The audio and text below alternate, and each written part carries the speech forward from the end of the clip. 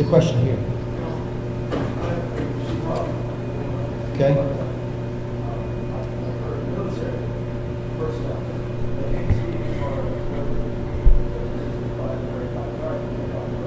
Right.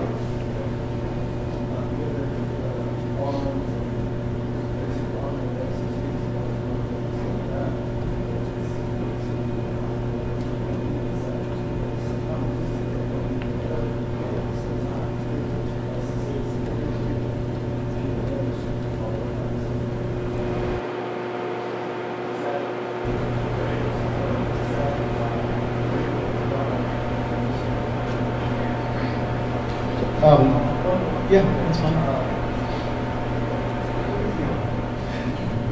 So I'll forget all of them if it would help me when I go back. That's good.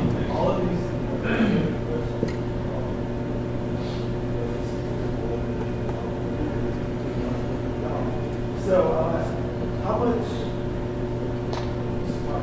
longer?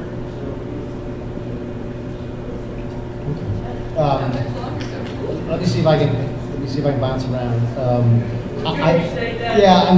I'm going to try and restate it. The gentleman had a question as to why soldiers have to waive their rights of political speech. In uniform. In uniform, and I think the answer to that is pretty simple, which I think is part of the uniform code, isn't it?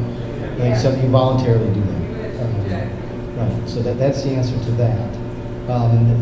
Secretary Clinton on Benghazi. The really short answer to that is, why is she getting away with what she's getting away with? And I think that the basic answer there is not enough people care. That's what it comes down to. Not enough people care. There used to be a time.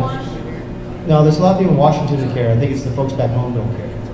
And the people in this room care. But look, there was a time where if an ambassador of this nation was killed, the nation would insist that we go to war because it's an affront to the nation. It's unparalleled. It's an attack on our property and our homeland. Our embassies and our consulates are our country. But the people don't care about that anymore. They'd rather watch Dancing with the Stars, I think, than follow what's happening in Gaza. And that's unfortunate, but that's what we live in. I think it's up to us as members of Congress to try and change that and to try and shed as much light as possible as we can on what happened. But until and unless the outrage is there amongst the people, I don't know if it's going to change. Ask yourself again. You can make your own decisions about media bias. If it was a Republican administration and this had happened, you would have heard of nothing but this. There would have been calls for impeachment and so forth. Now, to your last point, what can you do to impeach the president? And the answer, it's a serious, I'll deal with it. I assume that it was given seriously, so I'll answer this seriously as I possibly can. The grounds for impeaching a president are pretty straightforward. That it's only upon the commission of high crimes and misdemeanors. I would put to you that it would be hard to even construct in your own mind a circumstance under which what happened in Benghazi could rise to the level of a high crime and misdemeanor on the part of the president. And I would suggest to you that even in the worst case scenario, which is the president, but you know what, I understand that we're under attack right now. And I know that we could scramble those fighter jets in Italy and be there in 25 minutes or something like that, but you know what, to hell with those people, I'm going to go to a political fundraiser. Okay, that's probably the most egregious circumstance that we can come up with in our own minds. I would suggest to you that there was no way that that's ever how it happened, because that's just not how the government is run. People protect the president from doing exactly that. But even if he had done that, that's not a high crime and misdemeanor. That is a poor judgment call. It is unethical, it is immoral, it is wrong, but I doubt very seriously that he would have broken any law, committed a high crime or misdemeanor by doing that. We do take it very seriously. There were those of us who looked at it internally. Every time we get his executive orders, we look at whether or not he's breaking the law. The one thing that we looked at the most closely was his executive order last year on de-emphasizing deportation proceedings against non-violent offenders. Okay? And one of the questions we asked was, wait a second, now hold on. He can administer the law in his executive orders, but he cannot change the law. And we took a very hard, close look at this. What we realized is that he was entirely within his rights to do it. That really what he did, it got reported one way. When you go to look at the executive order, what it actually said is the priority of shall be A, B, C, D, E, F, and G.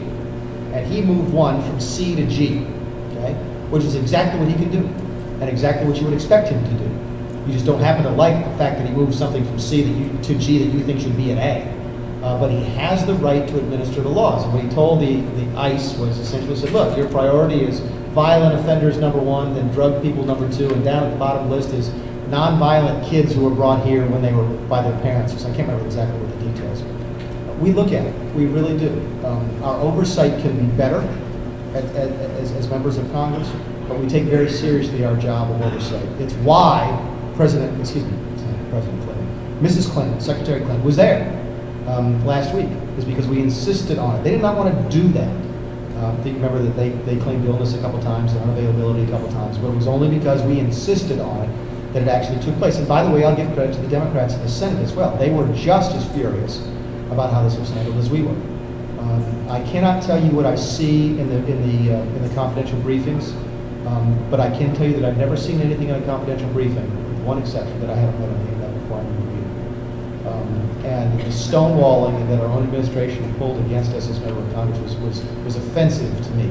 Now, in talking to my own party members who have been there longer than just this administration, they'll tell you that is not a Republican-Democrat thing. That is an administration versus the legislative branch type of thing. And that information is currency in Washington, D.C., and they don't tell us anything they don't absolutely have to tell us. That's a real long answer to your question. I hope you leave here tonight recognizing, I hope everybody does, that I take my constitutional rights and your constitutional rights, the potential abuses of power, the potential overreaches of power as seriously as you do.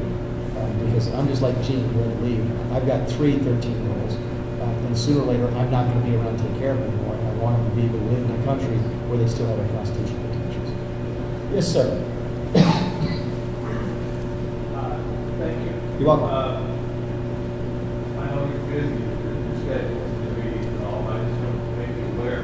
No, the determinant factor right now is this is my second bottle of water, okay? Which means at some point I'm going to have to leave for a few minutes. So. I'd like a lot of people in the room. I'm a retired military, and today's military, when they leave, have to sign a piece of paper stating that any time they may suffer from post-traumatic stress, being a mental illness, and not allowed to hold gun. It's mandatory that each and every person, whether they spend 4 years in college, is picking up paper, has to sign that. At any time, the government would step forward and say, you're not allowed to have a gun because you may suffer from post-traumatic stress. Can we get a copy of that form? Is that possible? Is that a public form, do you think? We probably have that. Sure it is. That's the first I've heard of that. It's not the first time you've heard of it. Do me a favor, if you would, because I'd like to take a look at that. Well, I heard about it. I haven't seen it. Well, did you have to sign it? You left. No.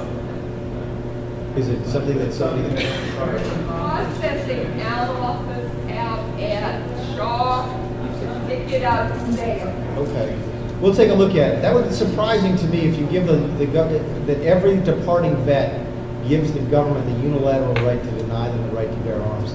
I think I would have heard of that. It's not that I don't believe you. If it's a new policy, we have to take a look at it. That doesn't sounds like something. I know you're busy, and I No. because of all the laws and regulations we talked about, Yeah. that's something they can say.